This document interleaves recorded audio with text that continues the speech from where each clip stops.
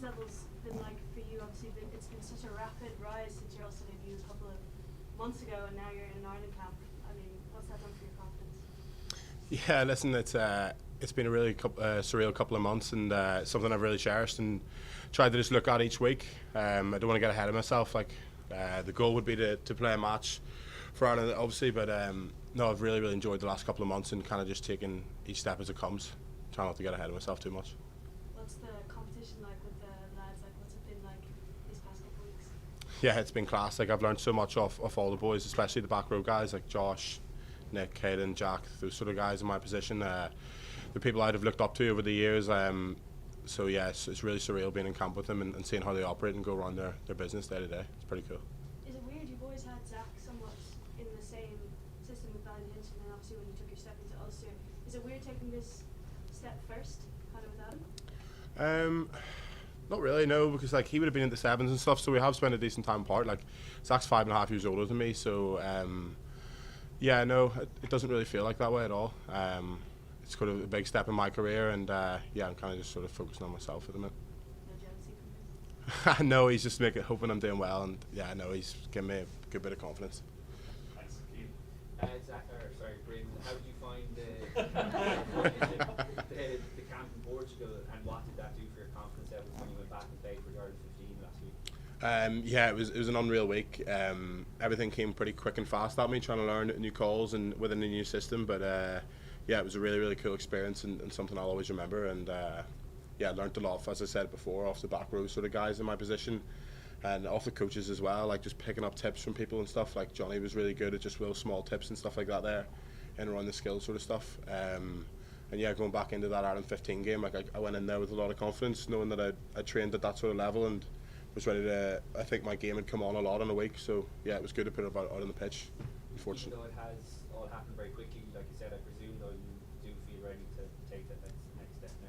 Yeah, 100%. Like for people that know me, like I'd be a confident kind of player, and yeah, I feel like I'd be able to take that step no problem. But it would obviously be a big step up, but it'd be something I would cherish and go out with, try and grab with 2 hands. Just the last one, do you have a preferred position? I know obviously you take any position, but like long term, where do you see your future?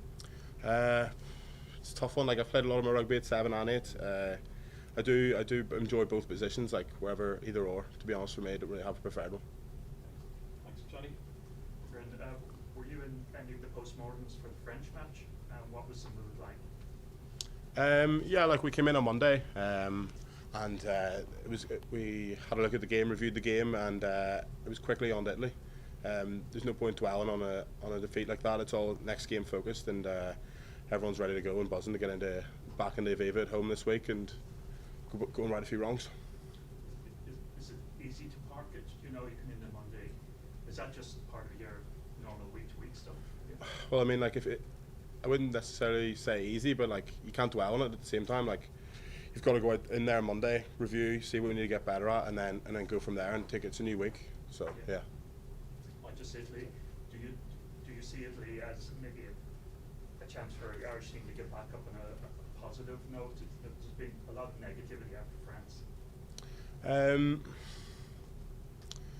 Yeah, I suppose like listen, we're back at home, and there's the excitement around that there, and there's a few areas of the game last week where we probably didn't do ourselves what we'd set out to do, and it's something the lads and will be getting after this week against Italy, and yeah, sure we'll be going good to go.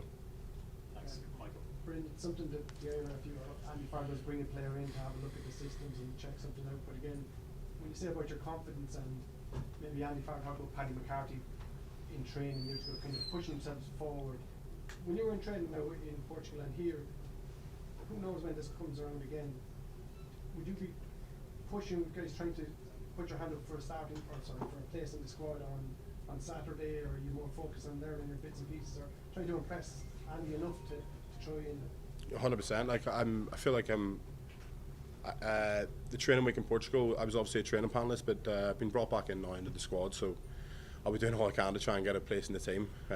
It's be a massive goal and a massive achievement for me, so I'm trying to do all I can to get something like that. How do you do that during the week? Is there like, are you trying to show a bit of an edge and yeah. show enough, or like not a modicum of respect that the senior players have, but also not to, that you should go in there with maybe not showing them as Yeah, I know what you mean. Yes, I think it's just sort of going out there with the level of confidence that you're good enough to be there. Do you know what I mean? And that's something I'm trying to do, is go out there and train alongside these guys and try and put my hand up for selection and trying to train with confidence. Yeah. Thanks. Luke, then Mark, then Will. Hi, Bryn. Just want to ask you about Richie Murphy, and we've seen obviously a young cohort being brought through at Ulster, but how good has he been personally with you and the other young lads that we've seen brought into the province recently? Yeah, listen, I was fortunate enough to have Richie throughout 20s, and it was a pretty seamless transition when he came up to Ulster. It was cool to go back and work with him there, but he's been so good for my career so far, and yeah, I've learned so much off him, and I owe him a lot to the player I am today. So yeah, no, he's been very, very good for me in my personal development and in my game. Thanks. Mark? Bryn, Mark from BBC in Belfast. Just curious around the likes of Stuart McCluskey, the kind of advice that these guys might be imparting on you. Obviously, Jacob as well. You know, it hasn't happened for a few years, and now back in. And Stuart talked earlier about owning the jersey and feeling very confident in it. What's it been like having those guys, and what have they said to you about biding time and patience? Yeah, no, it's great to have those guys, and there's a decent number of Ulster boys in the squad this year, which is great. But yeah, no, it's really good to have them in here. Do you know what I mean? Like, they're giving me the confidence to go out there and be myself. Like they said to me when I came in, like, Bryn, just to be how you are up at Ulster. Do you know what I mean? Don't go into my shell. But yeah, no, I think it's been really good having them in here. They've been really supportive to me in any questions I've needed. Like, Nick Timney's been very good with me around learning detail and stuff over the 7 and 8 roles. So yeah, it's been really good having the guys around. And what, if anything, has Andy said to you? Andy Farrell? Farrell? Yeah, yeah, he's kind of just been telling me to keep the head down and get up to detail with everything, pretty much. Thanks. Kieran, then Will. Okay. Just how valuable has it been getting consistent with the games with Ulster this year in terms of being able to kind of build that consistency platform, and also do you feel Ulster's style of play allows you to kind of showcase your point of difference? Yeah, listen, I think you've hit it on the head there. The style of play we're playing this year with the attacking rugby we're trying to play, it really suits my game as a ball carrying forward. But yeah, listen, to get a run in games like I have, it's been so good for my confidence, and kind of rolling into each game week, trying to make sure to stay in the squad and do everything I can and keep fighting for the position. Everything's not guaranteed up at Ulster, like positionally wise. So 1 week you could be starting, the next week you could play. I could be back playing AL. So I'm just trying to do all I can to try and stay in that jersey. Cheers. Okay, Will, just wrap it up. Just a couple of quick ones from me. John was talking about, you know, getting younger players younger into the squad. I'm sure you had it with Ulster when you were brought in, to start feeling comfortable in amongst the group. Do you think it's a real benefit to you being in around, you're still waiting to play obviously, but just being in and amongst the group, knowing what it's like to be part of an Irish Palm, experiencing all of that? Yeah, it's so good for me, and I've got a lot of confidence off it. Do you know what I mean? Like, I've only been in the group now for just over a week and a half probably, and like the way that the guys make you feel like you've been here for months. So in that way they've been really good. Like, everyone treats you as an equal. Do you know what I mean? There's no egos within the squad or anything like that there. So it's really cool to be sitting having a cup of coffee with Caelan Doris and stuff like that. Like, it's pretty surreal for me, and yeah, it's class. Literally just picked my second question, as in it's a bit of a drink with you. You look up and you have Caelan giving you advice, and Josh is there. You know, it's a good lad. Yeah, I know it was yesterday. We were sitting, the lads were going to the putting green down at the K Club, and Josh walked past me and was like, "Do you want to go and hit a few putts?" I was just like thinking about it. I guess that's crazy. Like, for me to think like a year ago I was playing for Ballyhinch in the AL, and now I'm going to go and hit a few putts in the putting green with Josh Van der Fleer. It's pretty crazy. How'd you do? Pardon? How'd you do? I told him I was learning detail. I didn't go. And last question, Brett. Bryn, just briefly, excuse me, are you still on an academy contract? Yes, that's correct. Yeah. Okay, so what were you thinking at the start of the season when you, I don't know, do you sit down? Yeah, no, 100%. Yeah, no, we do sit down and make goals.